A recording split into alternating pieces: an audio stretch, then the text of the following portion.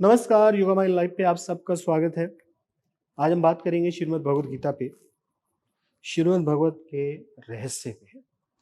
श्रीमद् भगवद गीता में ऐसा कौन सा रहस्य है जो सफलता भी दिलवा सकता है और असफलता भी, जो विनाश भी कर सकता है और जो ऊंचाइयों पे भी लेके जा सकता है।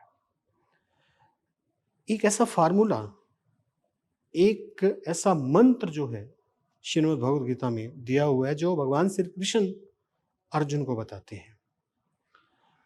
वो मंत्र, वो फार्मूला अगर आपको समझ आ गया, वो मंत्र, वो फार्मूला अगर आपने समझ लिया, तो आपको सफल होने से कोई नहीं रोक सकता।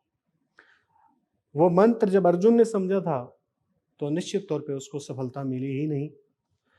वो मंत्र जब अर्जुन ने समझा था, तो निश्चित तौर पर उसको सफलता मिली ही थी। इतिहास साक्षी है, इतिहास गवाह है। मंत्र बड़ा सिंपल है, कॉम्प्लिकेटेड नहीं है। हालांकि जब भगवत गीता शुरू होती है, तो बहुत सारी कॉम्प्लिकेशन अर्जुन के मन में पैदा होती हैं, बहुत सारे विचार अर्जुन के मन में पैदा हो रहे हैं। और श्री कृष्ण एक माहिर खिलाड़ी की तरह, एक माहिर साइकोलॉजिस्ट की तरह, एक माहिर साइकेट्रिस्ट की तरह एक एक विचार को पढ़ रहे हैं, और उसके बदले में उन्हें कौन सा विचार वापस देना है, इसको समझते हुए अर्जुन से बातचीत कर रहे हैं। सफलता का मंत्र वो जो देते हैं वो कमाल का है। उस सफलता के मंत्र से पांडवों ने अर्जुन की मदद से और श्री कृष्ण की मदद से कितना बड़ा महाभारत का युद्ध जीता, जिसको महाभारत कहा जाता है, यानी कि सबसे बड़ी लड़ाई। अब वो मंत्र क्या है? श्री कृष्ण जो है बार बार एक शब्द का प्रयोग करते हैं, यज्ञ। यज्ञ पे पहले से भी मेरे काफी सारे वीडियो हैं। ये मंत्र वो यज्ञ ही है। यज्ञ को हम आम भाषा में ये समझ लेते हैं कि शायद कोई हवन करने का तरीका है, या कोई बहुत सारे मंत्रोच्चारण करके और बहुत बड़ा अनुष्ठान करने का तरीका है। आम भाषा में हम भी यही समझते थे। जब तक मैंने यज्ञ के बारे में नहीं जाना था, तब तक मैं भी यही समझता था। लेकिन वास्तविकता ये है कि यज्ञ अपने आप में एक ऐसा शब्द है जो रिसर्च के योग्य है, जिस पे अनुसंधान किया जाना चाहिए। क्योंकि कई प्रकार के यज्ञ जो हैं वो श्री कृष्ण अर्जुन को समझाते हैं। वो बताते हैं कि तू ज्ञानी लोगों के पास जाके इस यज्ञ को समझ। अब यज्ञ क्या है? यज्ञ जो है वो डायलॉग है, वो कोड ऑफ कंडक्ट है, जो वेदांतों में दिए हुए हैं कि हमें जीवन को किस तरीके से जीना चाहिए। जो हमारे धर्म की जो किताबें हैं, वेदांत है, वेद है, पुराण है, उनके अंदर यज्ञ का उल्लेख है। यज्ञ क्या है?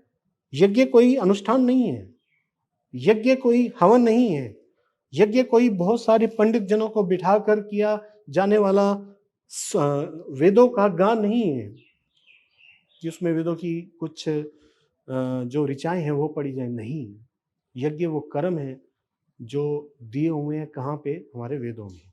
तो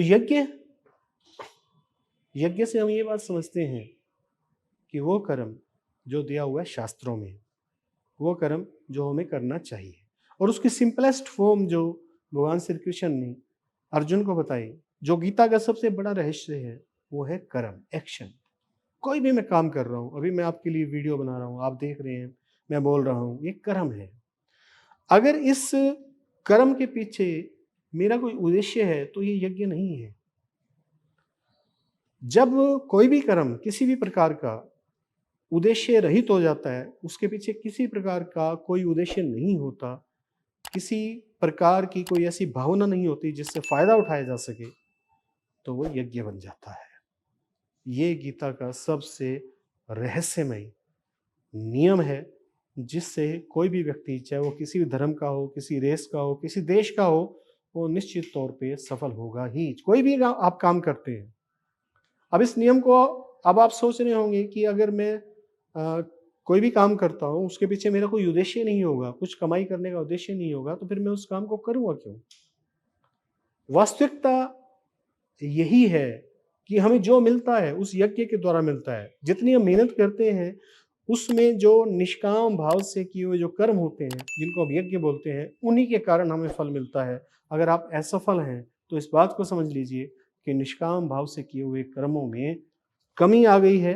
केवल और केवल काम से किए हुए कर्म आगे बढ़ रहे हैं, इस वजह से आपका यज्ञ नहीं हो पा रहा है और आप असफल हो रहे हैं।